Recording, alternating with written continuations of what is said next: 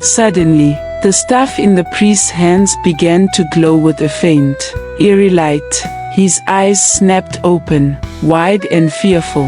He turned, pointing the staff toward the line of women. The light pulsed, then dimmed, as if searching for something. It passed over each of the women, lingering on Itoua for a heartbeat before moving on. The crowd held its breath, waiting for the gods to make their choice. But then, the light moved again, casting its glow beyond the line of women, beyond the courtyard, toward the edge of the city. The high priest staggered back, his face pale. "No," he muttered, shaking his head in disbelief. "It cannot be." The Oba rose from his throne, his eyes dark with concern. "What is it, priest?" he demanded.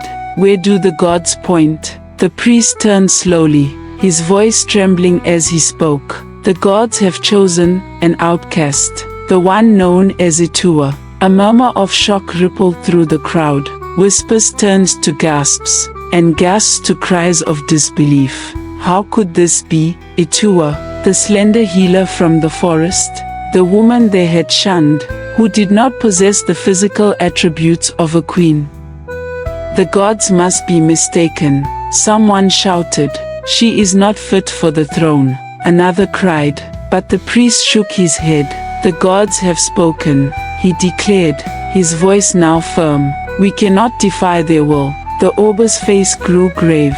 "Then bring her here," he commanded, his voice carrying the weight of authority. "We shall see what the gods have in store for us." And so, a group of palace guards, myself among them, was sent to the outskirts of the city to fetch Itoua. The journey was tense, filled with the echoes of the crowd's discontent. I could feel the eyes of the city on us as we made our way to Itoua's humble hut, each step heavy with the weight of what was to come. We found her in the forest, kneeling by a small fire, grinding herbs into a fine powder. She looked up as we approached, her eyes calm, almost knowing. It was as if she had been expecting us. "Itoua," I called out, my voice steadied despite the turmoil in my heart. "The gods have chosen you to be queen. You must come with us to the palace."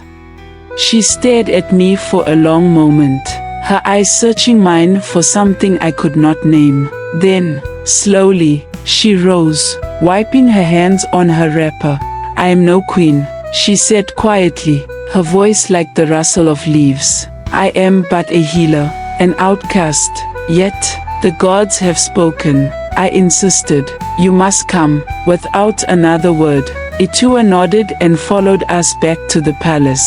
She walked with an air of quiet strength, her steps unhurried, her head held high. I watched her, feeling a mixture of awe and confusion. How could this woman, whom we had all ignored for so long, be the one chosen to lead us? When we arrived at the palace, the crowd parted like water, staring at Itoua with a mix of fear, curiosity, and scorn. She approached the throne, her gaze meeting the Oba's without flinching. The high priest stepped forward, the glowing staff in his hands casting a dim light on her face.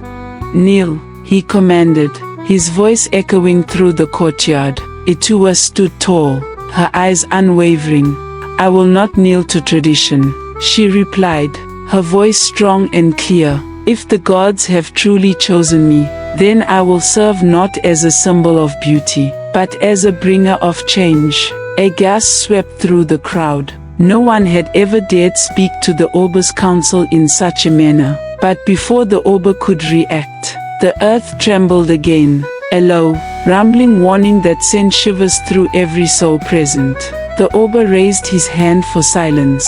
"Very well," he declared, his voice calm yet filled with the power of command. "If you are to be queen, then you must prove your worth to the gods themselves." The palace courtyard fell silent as the Oba's voice echoed through the air. Itoua, standing firm before the throne, did not waver. It was clear to everyone present that the gods had chosen a different path for the kingdom this time. But many struggled to accept it. I could feel the tension in the air, thick and suffocating, as we all waited to see what would happen next. The gods have made their will known, the Oba continued, his gaze fixed on Itoua. But to prove your worthiness as queen, you must undergo trials. Only then shall the people accept you as their ruler. Itoua nodded, her expression calm and composed.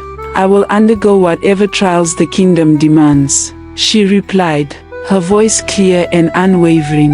Her words hung in the air, filled with an authority that seemed to come from a place deep within her. The Oba looked to the council of elders, who huddled together, whispering fervently among themselves. They were the keepers of tradition, and it was their duty to devise the test that would decide if Itoua was fit to become queen.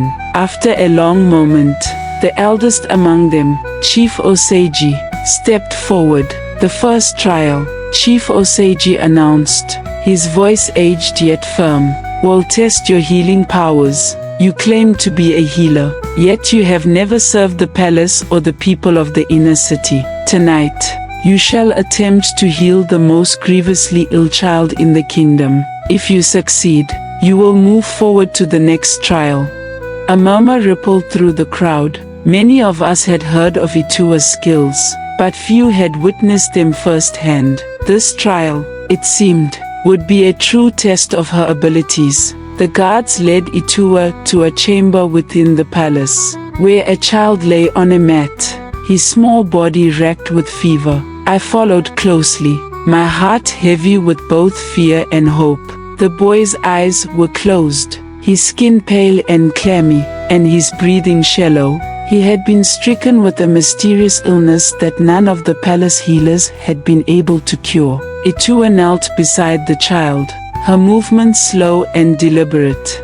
From the folds of her wrapper, she pulled out small pouches filled with herbs, powders, and roots she had gathered over time. She began to chant softly, her voice weaving a rhythmic spell that filled the room with an otherworldly calm. The scent of her herbs mixed with the smoke of the incense burning nearby, creating an aura of mystery around her.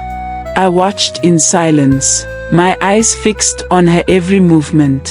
Her hands, slender and sure, worked with a confidence that belied the scorn she had endured all her life. As she placed the poultice on the boy's chest and whispered ancient words over him, a shiver ran down my spine. It was as though the air itself was listening to her. Hours passed. The crowd outside waited, anxious and restless, as whispers of doubt and hope spread among them. She cannot do it, I heard someone say. She is not fit to be queen. And yet, as dawn approached, the boy stirred, his eyes fluttered open, his breathing steadier, and a hint of color returned to his cheeks. A gasp echoed through the chamber as the palace healers rushed forward, disbelief and awe on their faces.